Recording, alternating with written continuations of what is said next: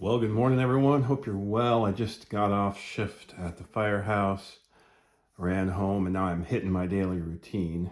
I'll talk about that in a couple videos from now. Routines you do when you get off work, or routines you do to prepare for work that help you with your money, your life, and your discipline. Today, I'd like to talk about a January income potential and then some January goals, not just financial goals, but monthly goals.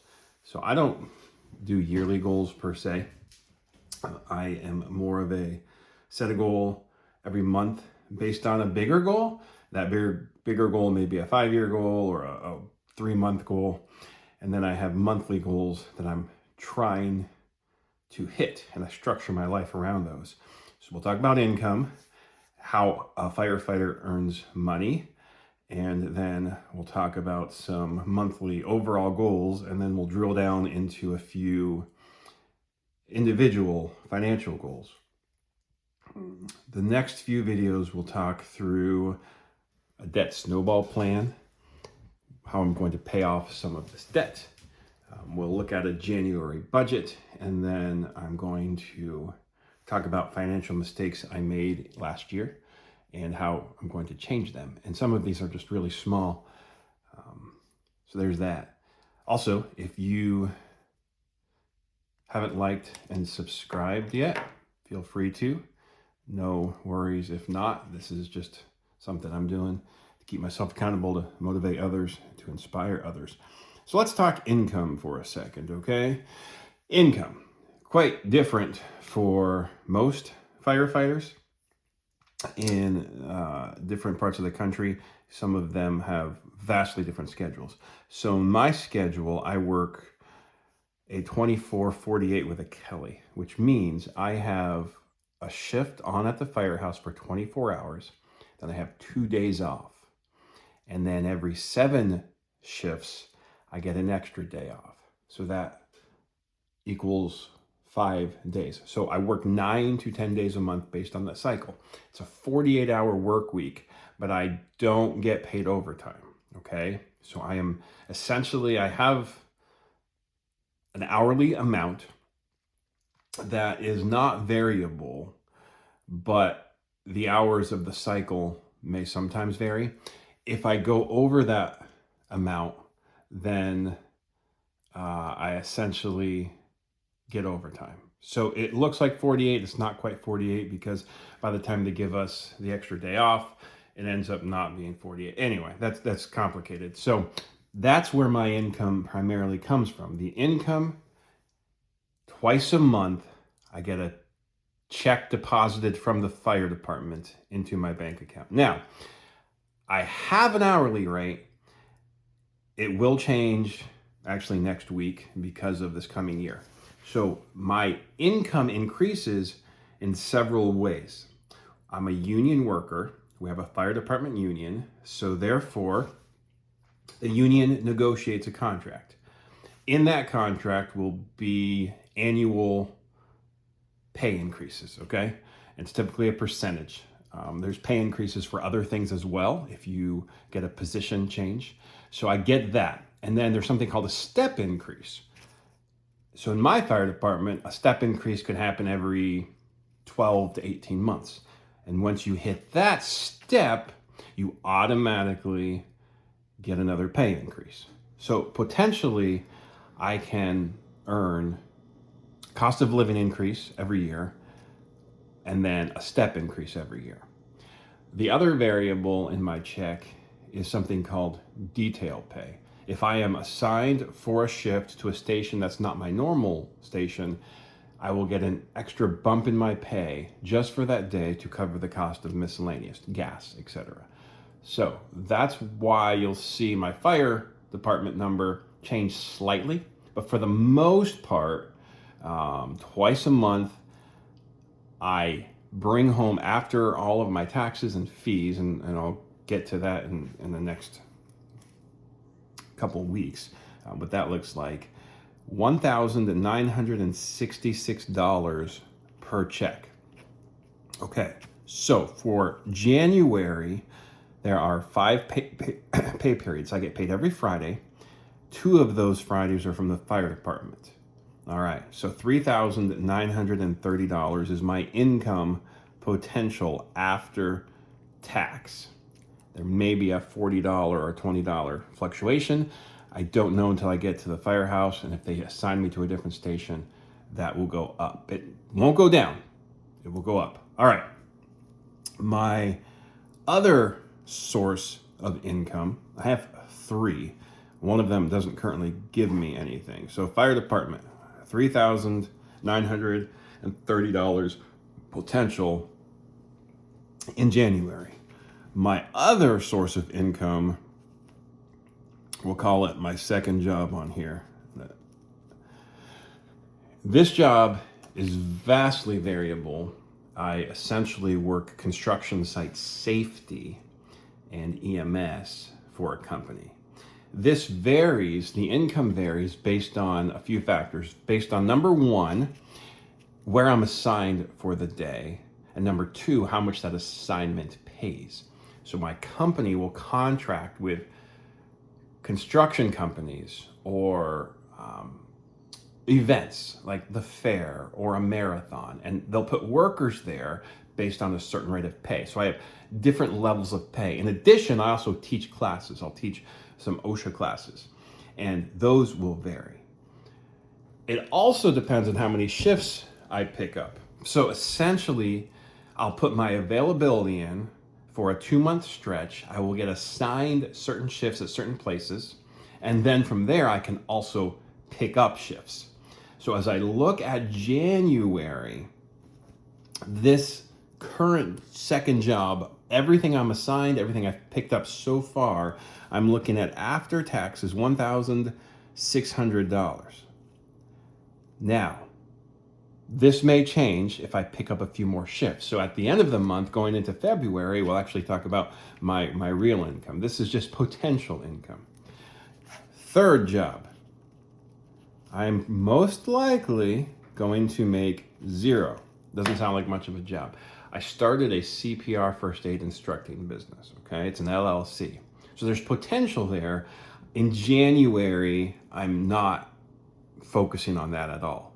So if something comes up and someone calls and says, hey, can you teach? And I can fit it in my schedule, I may teach. Now, that 100% varies as well, because I charge different amounts for different types of classes and for different audiences. If I'm teaching a group of volunteer firefighters who need a BLS recertification, it's a certain cost. If I'm teaching a bunch of daycare workers, it's a certain cost. If I'm teaching a bunch of people from a business, it's a different cost. So there's some variables. So this month in January, I am setting my budget based on $5,530. Awesome. Perfect. I am a firm believer that in order to keep a budget and to keep on track financially, you need to have some goals. Not just financial goals, but some focus goals. So if you look, I typed these out more for your benefit because I recognize my handwriting is that of a 4th grader. So I get it. I call these focus goals because these are things I really need to stay focused on. There's a quote I want to share today, and the quote is, consistency beats intensity. I want to be consistent in everything. You can be intense for a short period of time, but eventually intensity wears out. So work on your consistency for your personal, financial, health goals. And these are things that will help me achieve some financial goals, because as I focus on my health, as I focus on my mindset, as I focus on my family, it keeps me focused a little bit on my finances, on not overspending, on pushing a little bit more to earn a little bit extra money. All right, January 2026 focus goals. I break these down just for my sake. Health and fitness, firefighter. I need to stay in shape.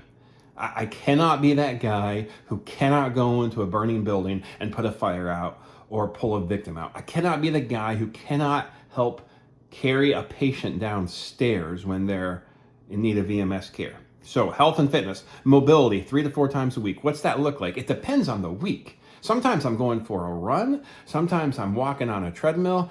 Sometimes I'm just getting out in my backyard and walking my dog, okay? But I want to focus on my mobility 3 to 4 times a week. Throw some stretching in there, okay? In that, I've also put daily steps or movement. In my side job, it's actually very easy to just sit around and do nothing. So I'm being very careful to try to hit 10,000 steps a day. Some days I crush it. Other days, after work, I'm literally just doing laps in my backyard, just trying to hit that 10,000 step goal. Strength, 2 to 3 times a week. Firehouse, there's a gym, really easy to do. Go in, do my routine at the end of the day, hit the Firehouse gym. I've got my strength in. Outside my house, I've set up a little, I don't know, we'll call it CrossFit gym. I've got a sledgehammer, I've got a big tire, I've got some chains, I've got things I can do. If I've got 10 minutes, I can go out there, get some strength training in, get some mobility training in, get some stretching in. So I'm trying to set myself up for success in these areas, because without my health and fitness, I don't have a job in the fire department. Therefore, I lose income. All right. I'm also trying to do some weekly weigh-ins. So I'm keeping track of my steps on my phone because my phone's in my pocket all day. I'm trying to do some weekly weigh-ins with no daily stress. I'm not sitting here trying to figure out, did I lose a half pound a day? I'm just trying to hit some goals. In January, I'm trying to drop 10 pounds. Actually, quite easy to do in January because I stopped eating all the stuff I'm not supposed to eat after Christmas. So some of that's water weight, some of that's sugar melt off. Weigh-ins, once a week, I hit the scale, all right? And then I'm talking about my job, fire service. I'm trying to make sure I'm a master of our operating procedures and our operating guidelines. So when something happens, I'm not digging through my brain trying to figure out what I'm supposed to do. I'm also looking at promotion in the future. So I'm setting myself up early this year to think, how would a fire officer handle this situation? Not just the guy in the back seat, but how would the guy in the front seat running this handle this? With that in mind, with those two things in mind, I'm trying to make sure I'm not getting stale and stagnant in my career. Trying, when I'm in the firehouse, which is every third day, to review one skill per shift. All right, pulling a hose line off the engine, setting up struts, doing some EMS stuff. I'm trying to make sure my skills remain sharp. More important than the fire department is my family. I want a daily connection. It's very easy when I'm not home to forget about my family, right? They're doing their thing, I'm doing my thing. I want to make sure I'm touching base with them, a phone call, a video chat. And then each week I'm setting aside one intentional family block every week. That's important because sometimes that costs money and that plays into my budget. But I want to make sure these things are huge. And then I'm a person of faith. So faith also controls some of my finances and helps my family and helps my health and helps my career. I want to make sure I'm in church every week. It's actually easy not to be because some shifts fall on a Sunday and then the next shift is on a Wednesday. My church does Sunday morning services and Sunday evening small groups, and then we have like a Wednesday evening Bible study.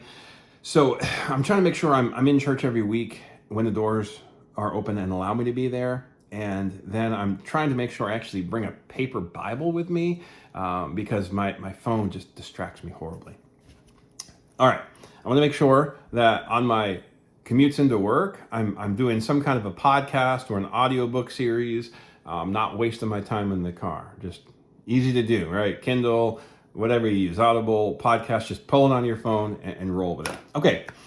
We'll talk about my financial goals for January in just a second. And the last thing I want to do is I just want to dig through a scripture or devotional more intently a couple times a week. I put 3. I'm hoping more than that. But I'm just trying to make sure that since I can't always make it to church on a Sunday or Wednesday, I'm just studying and living out my faith that way. Let's talk for a moment.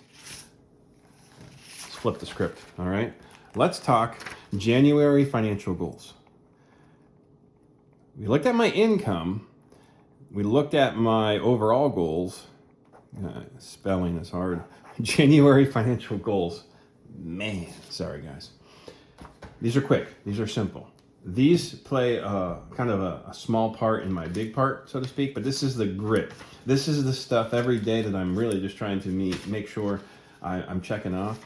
And as we look at my snowball plan, one big goal I have for January is to pay off my wife's cell phone. If you looked at my video last week, you will notice that she has a little bit left on her cell phone. It's like under $200. I should be able to pay that thing off pretty quickly. Secondly, I want to fund my emergency fund with at least $40. You're thinking $40 is nothing. Well, it is when you don't have anything. When your e-fund is gone, just a little bit of seed money in there starts off something. So I am going to do a weekly, not quite a weekly, a monthly budget, and it will change. My amounts will change. Not quite zero based, but we'll get to that. So I want to just have an e-fund out there. So if I have extra money, I can pop it into an e-fund. If I need $20 because something in my house breaks, I'm not going to the credit card. That's the big goal. I have a extra vehicle, sort of. It's a paid off. It's a 2015 Jeep Patriot, and it's hopefully one day going to be the vehicle my daughters learn to drive on. So I don't have to buy them a vehicle. I don't have to have an extra vehicle if my car or my wife's van breaks down. But that thing needs tires. It doesn't need new tires. We don't drive it every day. I fire it up weekly, take it down the road. So I'm trying to find used tires for that Jeep that won't really cost me a lot and will pass inspection. Also, where I live, we have these awesome things called property taxes. And they just so happen to be due right after Christmas. So next week I have to pay property taxes on two of my 3 vehicles. My daughters ride horses. We'll talk about that. It actually doesn't cost me anything except fuel, with the exception of tack. So my daughters and wife need new helmets for the horses. All right. They don't have to be fancy. They're just kind of a requirement from the place they ride that they have helmets. Their other helmets have expired. For those of you in the fire service, you know what that means. Companies put an expiration date on a helmet. And why do they do that? Great question. I'm not going to go into it, but it allows them to make more money. So my wife's helmet and my daughter's riding helmets are more than 10 years old. So apparently they won't work.